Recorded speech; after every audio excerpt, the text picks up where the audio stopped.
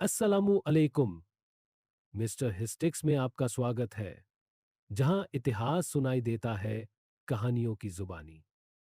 चलिए समय की परतों को हटाते हैं और अतीत के अनसुने अध्यायों में इस्लामी और विश्व इतिहास के विशाल पन्नों में कुछ ही नाम ऐसे हैं जो उतनी ही चमक के साथ जगमगाते हैं जैसे उस्मान गाजी का नाम।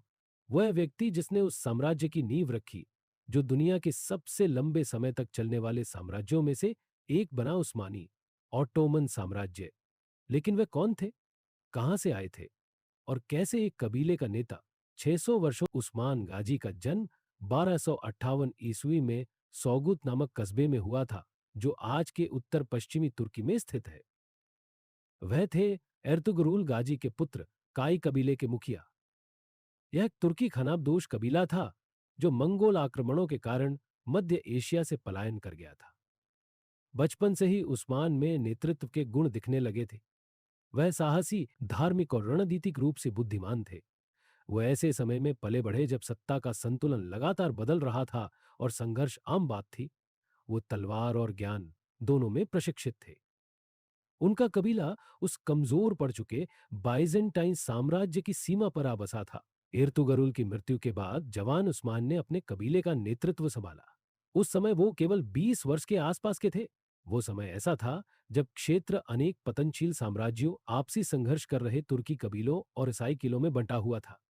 उस्मान ने छोटे छोटे तुर्की कबीलों को एकजुट करना शुरू किया। उन्हें भूमि, समृद्धि और गौरव का वादा किया, लेकिन साथ ही न्याय और आस्था का भी। उन्होंने बाइजेंटाइन क्षेत्रों पर हमले शुरू किए, छोटे किलों और कस्बों को जीता और लोगों का दिल भी। कहा जाता है कि एक रात उन्होंने एक सपना देखा जिसमें उनके सीने से एक पेड़ उगा और पूरी दुनिया को ढक लिया। एक सूफी संत ने उस सपने की व्याख्या की कि उस्मान के वंशज एक महान साम्राज्य पर शासन करेंगे। सच हो, 1299 ईस्वी में उस्मान गाजी ने सेल्जुक सल्तनत से औपचारिक रूप से स्वतंत्रता की घोषणा कर दी, जो पहले ही लगभग समाप्त हो चुकी थी। इसी वर्ष को उस्मानी साम्राज्य की आधिकारिक शुरुआत माना जाता है। उन्होंने अपने नाम से सिक्के ढालने शुरू किए। यह उनकी संप्रभुता का प्रतीक था। उन्होंने एक परिषद, चूरा का गठन किया, कर प्रणाली और शासन व्यवस्था विकसित की और अपने विश्वासी साथियों को सेनापति नियुक्त किया। वह केवल एक योद्धा नहीं थे, बल्कि एक दूरदर्शी नेता थे। उन्होंने समझा कि सिर्फ तलवार से साम्राज्य नहीं टिकते, बल्कि उन्हें टिकाने के लिए चाहिए न्याय, धर्म और सुशासन।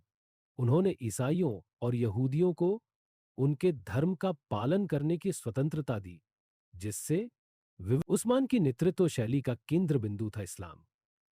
वो एक धर्मनिष्ठ मुस्लिम थे, नियमित रूप से नमाज पढ़ते थे और धार्मिक विद्वानों से सलाह लेते थे। उनका शासन कुरान और हजरत मोहम्मद तस्ला की शिक्षाओं पर आधारित था। उन्होंने न्याय, दया और दूसरों के प्रति सम्मान को बढ़ावा दिया।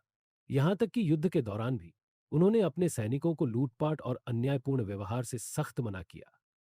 उन्होंने मस्जिदें, मदरसे और सराय, कराम सराय बनवाए, जो शिक्षा और व्यापार दोनों को बढ़ावा देते थे। उनकी शासन व्यवस्था उस समय के लिए काफी प्रगतिशील थी, जन कल्याण, कानून और संतुलित नेतृत्व पर आधारित। यही नींव आगे चलकर उस्मानी साम्राज्य की शताब्दियों तक। उस्मान गाजी ने करीब 2 दशकों से अधिक समय तक शासन किया। अपने जीवन के अंतिम समय में वह बीमार पड़ गए और धीरे धीरे सत्ता अपने पुत्र ओरहान गाजी को सौंप दी। ओरहान ने बाद में बुरसा शहर को जीत लिया, जो उस्मानी विस्तार का एक ऐतिहासिक पड़ाव था, और उसे साम्राज्य की पहली राजधानी घोषित किया। उस्मान गाजी का निधन लगभग 1326 ईस्वी में हुआ।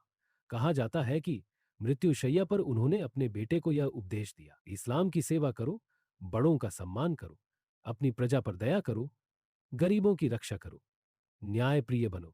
यही टिकाऊ शासन की नींव है। उनकी कब्र आज भी बुरसा में स्थित है, एक ऐसा शहर जो उन्हें केवल एक उस्मान गाजी की विरासत विशाल है, जो एक छोटे से कबीले के रूप में अनातोलिया में शुरू हुआ था। वह बाद में एक शक्तिशाली साम्राज्य बन गया, जो 3 महाद्वीपों में फैला, विश्व राजनीति को प्रभावित किया और संस्कृति, विज्ञान और अध्यात्म का केंद्र बना।